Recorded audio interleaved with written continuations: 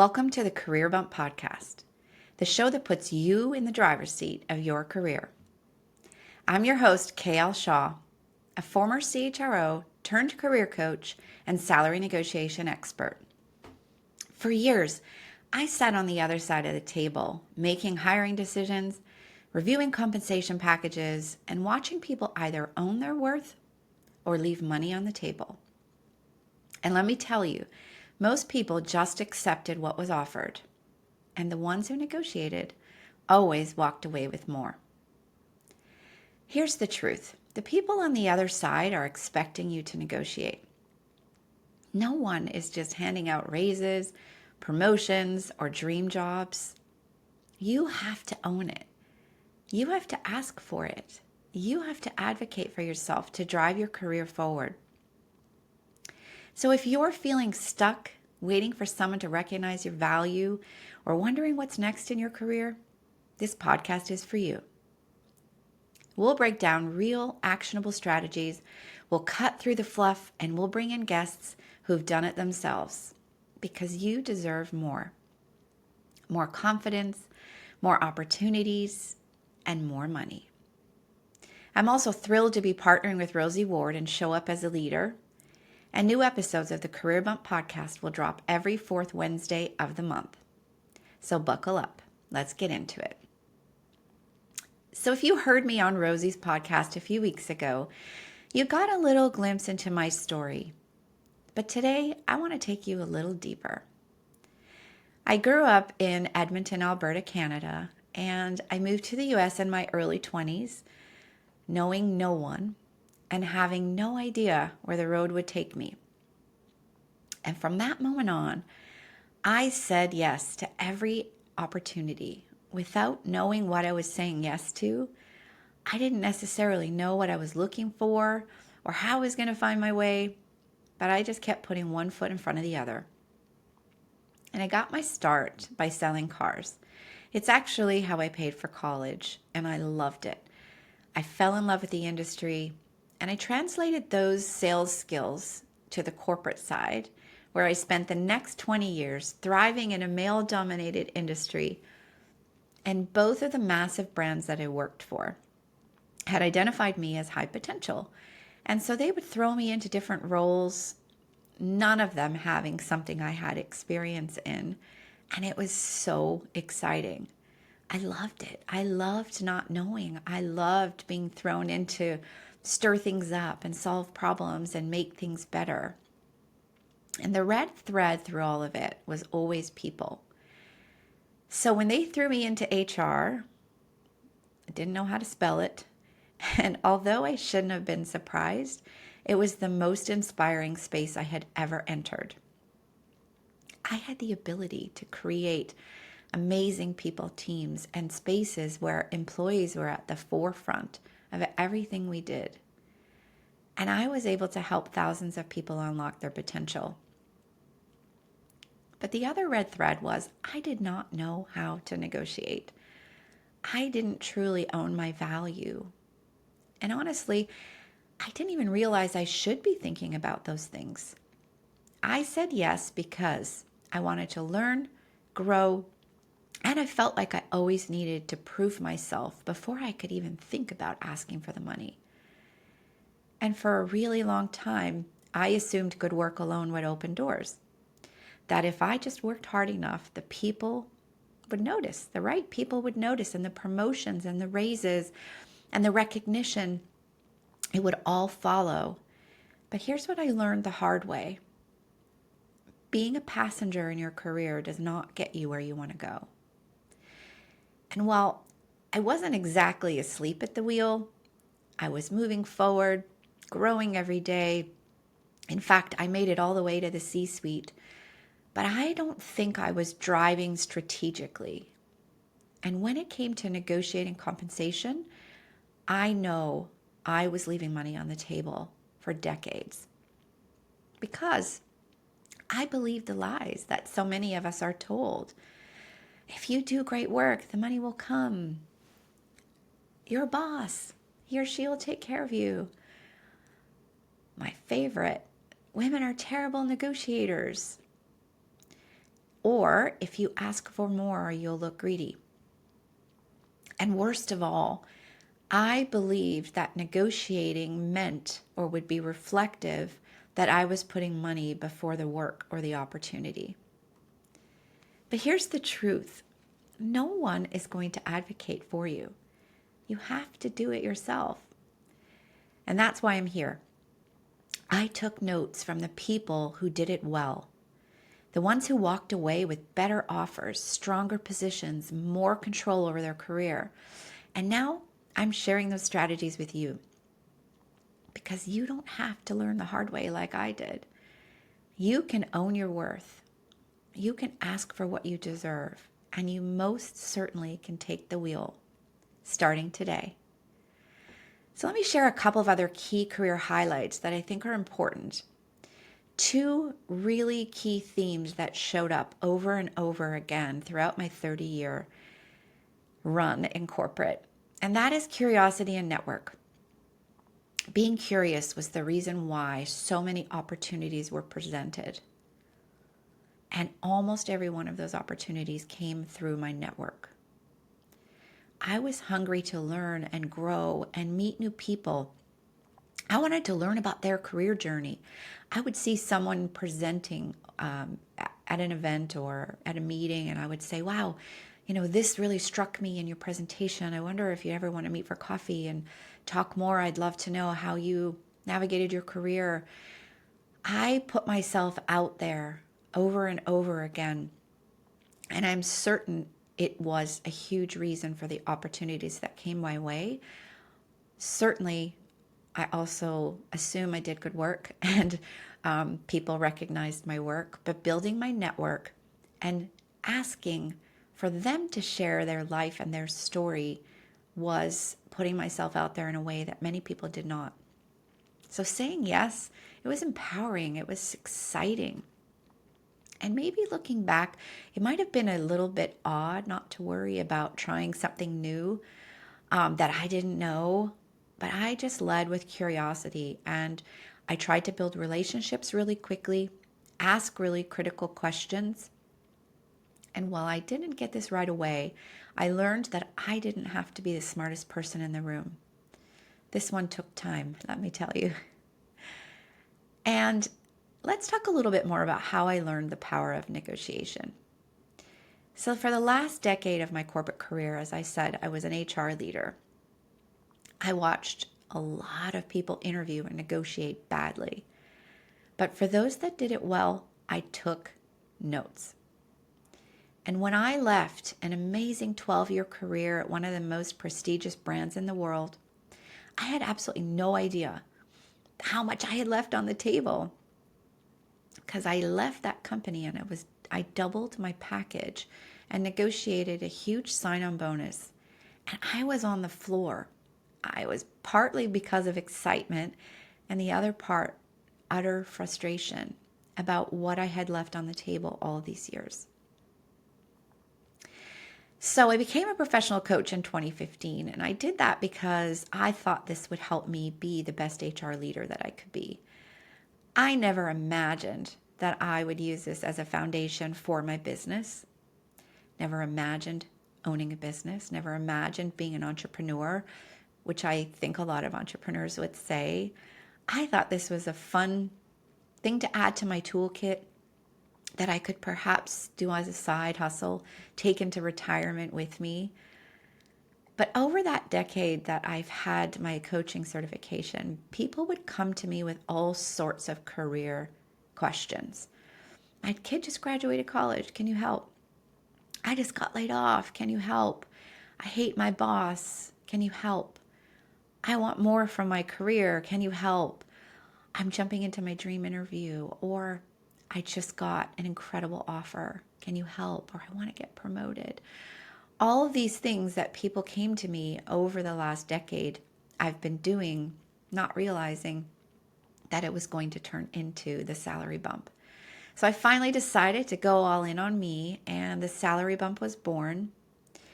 And in addition to my personal story of leaving money on the table, I followed the stats. And less than 50% of people are negotiating. less than 30% of women. And that number is even lower for people of color. And the fact is, when you negotiate, 90% of the time you get more.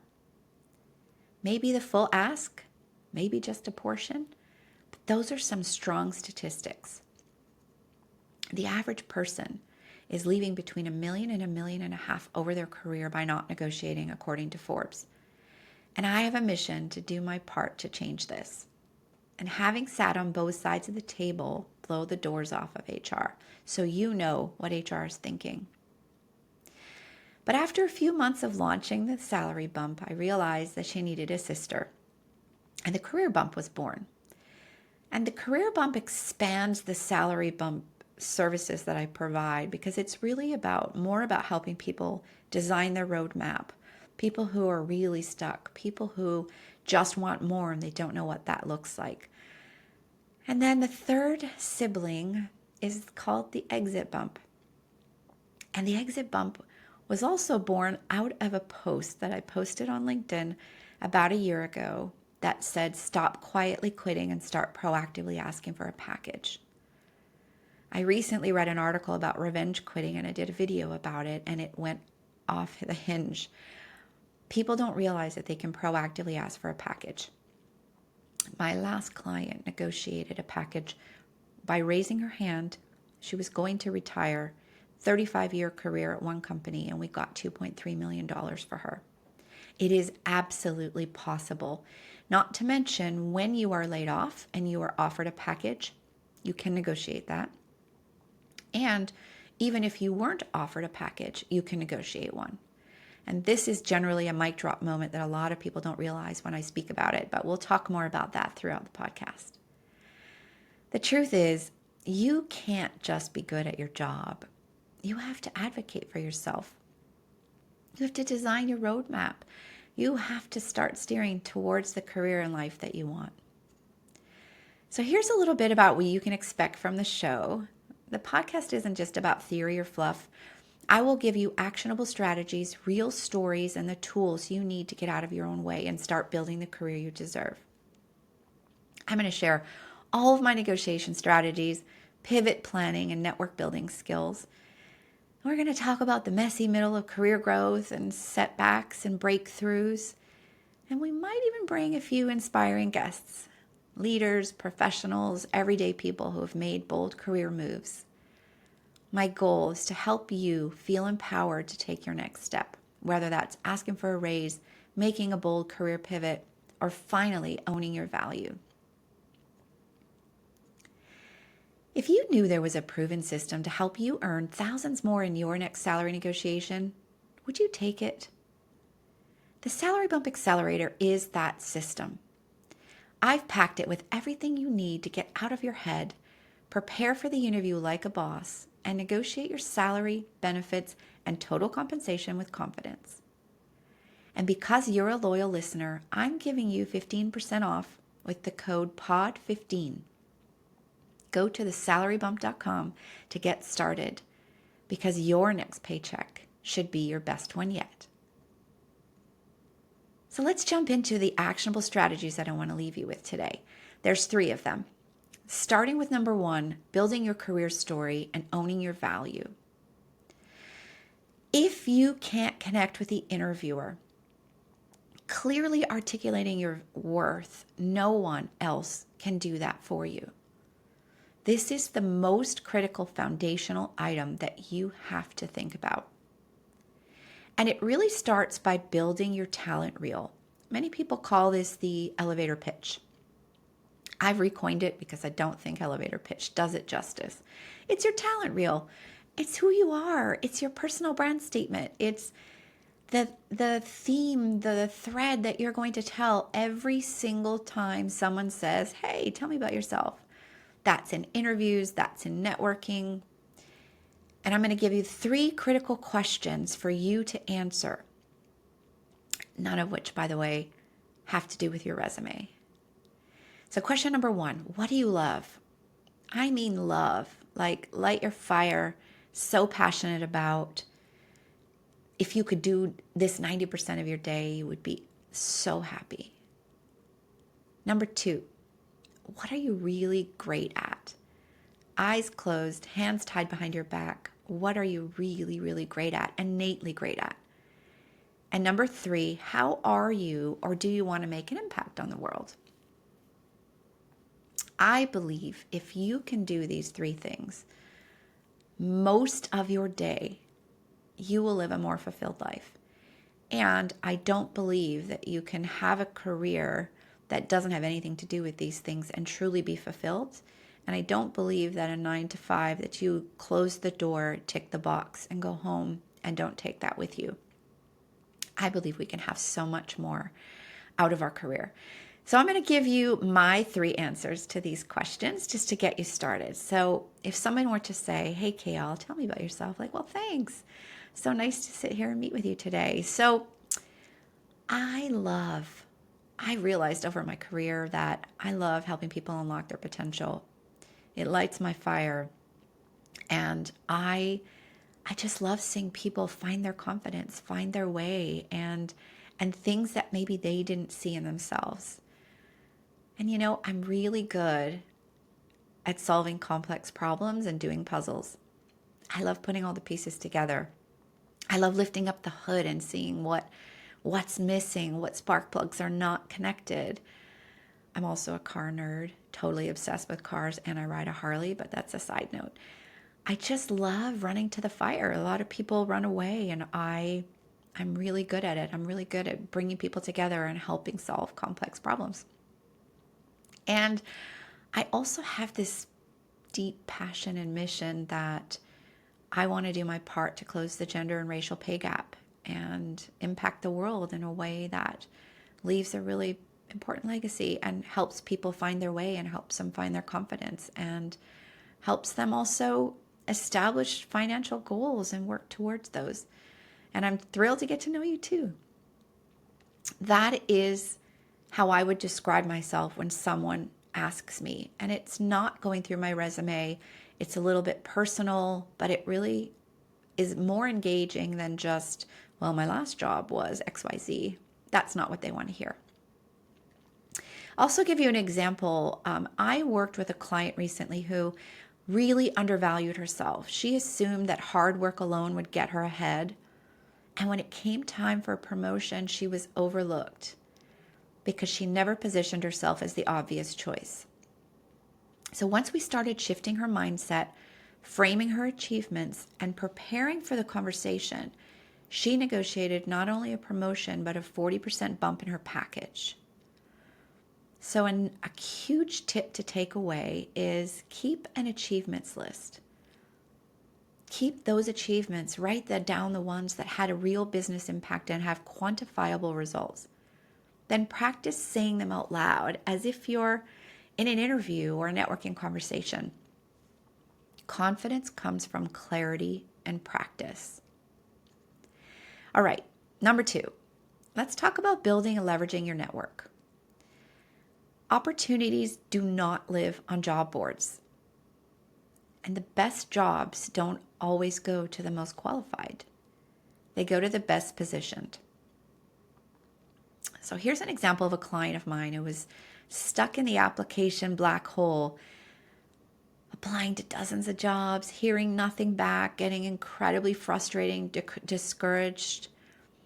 It wasn't until she started strategically networking, reaching out to all the people in her life that touched her over her career, first-degree connections, second-degree connections, and having real conversations and following those conversations up with value, was she able to land her dream job.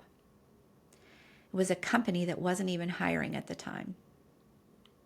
I can't tell you how many times over my career I've created roles for people because of how they showed up, how they shared their talent reel, how they connected with me, and the value that I thought they could bring to the organization in a different role, in a role that we didn't even know we needed yet. So my actionable takeaway for you is every week reach out to someone in your network. Keep your list. It doesn't matter what stage of career you are. Keep a spreadsheet with everyone's email, phone number, and once a week reach out to someone, whether it be an old connection, a new connection, whether it be to share insights, share an article, add value, not to ask for a job, but to reconnect. Because if you don't actually need a job in the moment, that's the perfect time to continue to build and foster this network.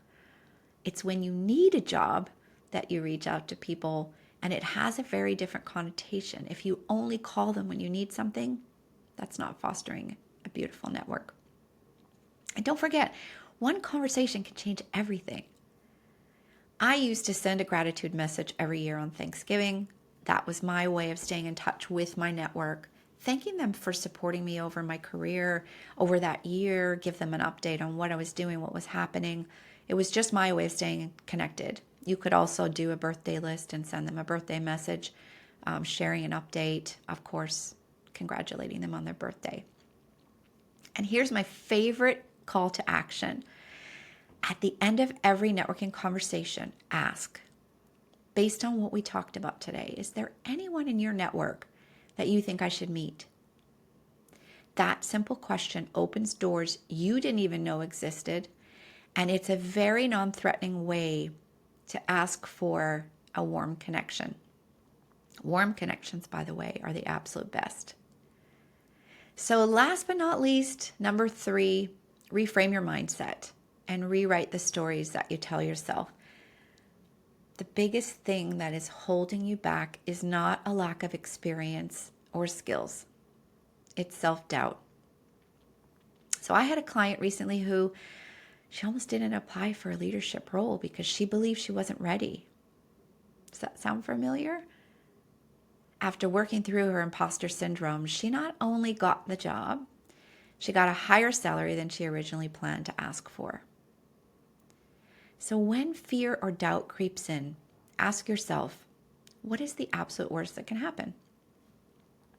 And then ask yourself, what is the best possible outcome? And work towards that. A little confidence hack for you. Think back to a time when you took a bold risk and it paid off. Maybe it was in your career.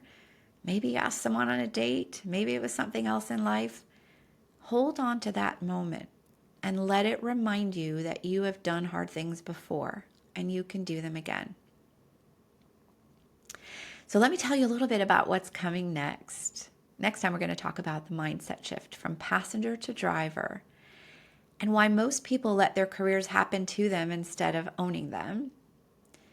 The power and clarity, what you really want, breaking free from limiting beliefs and external validation, and actionable steps to shift from reactive to proactive in your career decisions. So today, thank you so much for joining. And if today's episode resonated with you, make sure to subscribe so you don't miss what's next. And share this episode with someone who's ready to take the wheel in their career. It might just be the spark they need. And remember, the road ahead might not be straight, but it is yours to own. Take the wheel. Trust your instincts, and I'll be here as your co-pilot every step of the way.